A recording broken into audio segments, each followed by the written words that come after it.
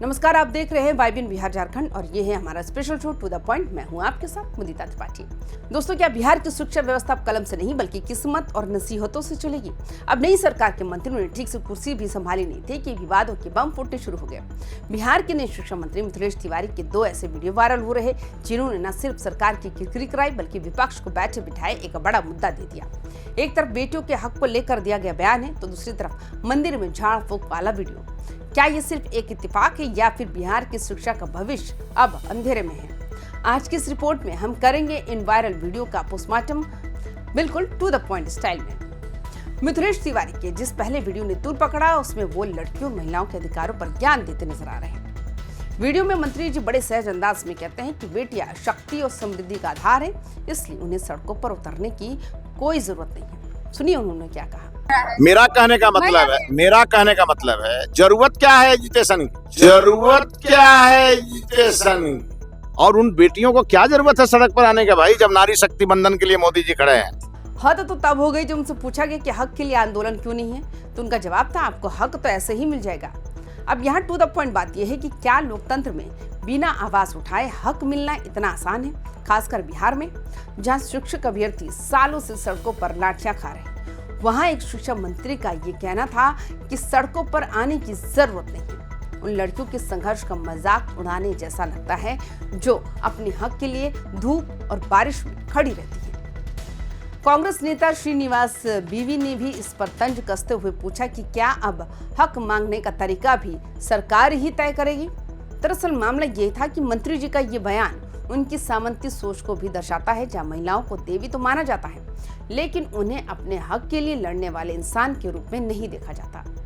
अब यहाँ to the point एक बड़ा सवाल खड़ा होता है कि मंत्री जी कहते हैं कि हक तो ऐसे ही मिल जाएगा, लेकिन बिहार का इतिहास गवाह है यहाँ बिना लाठी खाए और बिना गर्दनी बाग में रातों बिताए कभी कोई बहाली पूरी नहीं होती। जब मंत्री जी बेटियों को सड़क पर न आने की सलाह देते हैं तो वो अनजाने में उनके लोकतांत्रिक अधिकार को कमतर आंक रहे होते हैं। क्या मंत्री जी को ये नहीं पता कि हजारों लड़कियां घर छोड़कर पटना की सड़कों पर सिर्फ इसलिए बैठी हैं क्योंकि उन्हें ऐसे ही हक नहीं मिल रहा? ये बयान उन अभ्यर्थियों के जख्मों पर नमक छिड़कने जैसा है जो सिस्टम की देरी से परेशान है। विवाद ये खत्म नहीं होता। दूसरी वीडियो आती है। दूसरी वीडियो में शिक्षा मंत्री मिथिलेश तिवारी एक मंदिर में विशेष पूजा पाठ और कुछ अजीब सी क्रियाएं करते दिख रहे हैं। इसी वीडियो को हथियार बनाकर आरजेडी ने सीधा हमला बोल दिया। देखिए इस वीडियो को।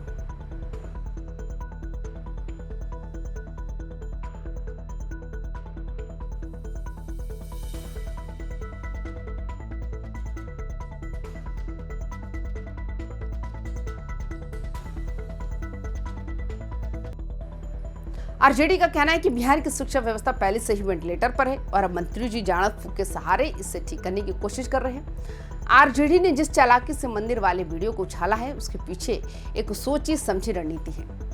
टू द पॉइंट बात यह है कि तेजस्वी यादव का खेमा बार बार ये याद दिलाना चाहता है कि उन्होंने सत्ता में रहते हुए कलम बांटी थी, जबकि मौजूदा सरकार कमंडल और कर्मकांड में उलझी हुई है।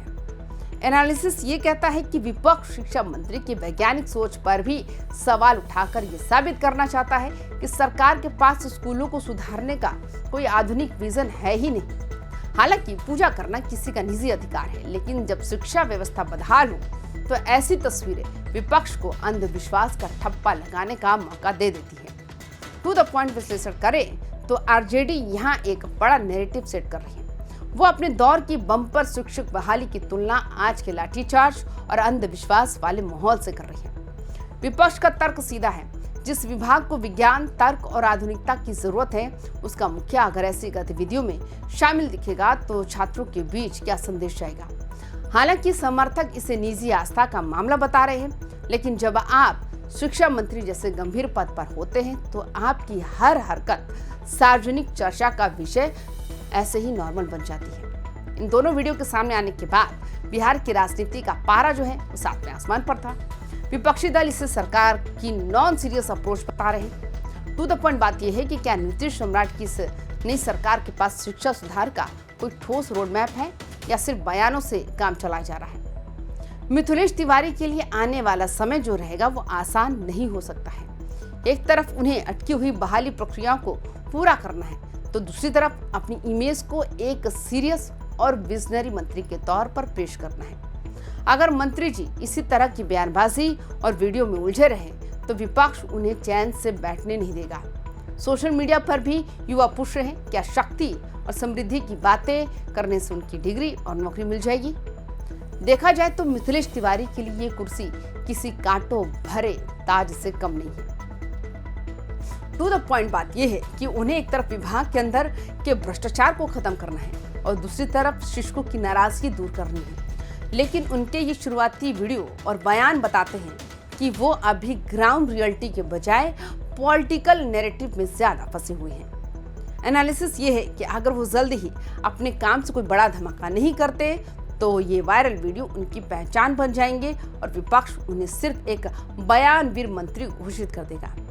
तो दोस्तों, टू द पॉइंट बात यही है कि बिहार की शिक्षा व्यवस्था को किसी जादू या झाड़ फूक की नहीं, बल्कि इच्छा शक्ति और ठोस प्लानिंग की जरूरत है। मिथिलेश तिवारी को ये समझना होगा कि सड़कों पर उतरना किसी का शौक नहीं, बल्कि मजबूरी होती है। क्या मंत्री जी अपनी कार्यशैली से इन विवादों को पीछे छोड़ पाएंगे? क्या बिहार के स्कूलों की तस्वीर बदलेगी? अपनी राय हमें कमेंट बॉक्स में जरूर बताएं। बिहार की हर खबर का सटीक और गहरा विश्लेषण देखने के लिए हमारे शो टू द पॉइंट के साथ बने रहें। वीडियो को लाइक करें और शेयर करें। YBN को सब्सक्राइब करना ना भूलें। नमस्कार।